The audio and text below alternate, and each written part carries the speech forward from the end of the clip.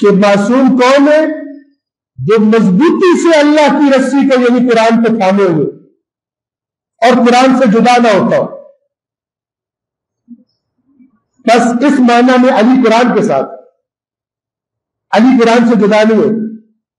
یہ جو فرمایا قرآن علی کے ساتھ ہے، اس کو سمجھنا ہو تو جنگ صفین سے سمجھنا کہ اگر کوئی شخص آ جائے اور اس قرآن کے ظاہری بدن کو، اس کتاب کو، اس کے ظاہری لکھے ہوئے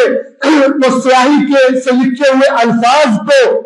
اس چمڑے کو، اس کاغذ کو، ان 2 جلدوں کو جس کے اندر یہ کتاب محفوظ کر دی گئی ہو، اگر کبھی کوئی اس قرآن کے ذریعے، اس کے ظاہری شکل و صورت، اس کے جسم کے ذریعے اگر کبھی کوئی دھوکہ دینا چاہے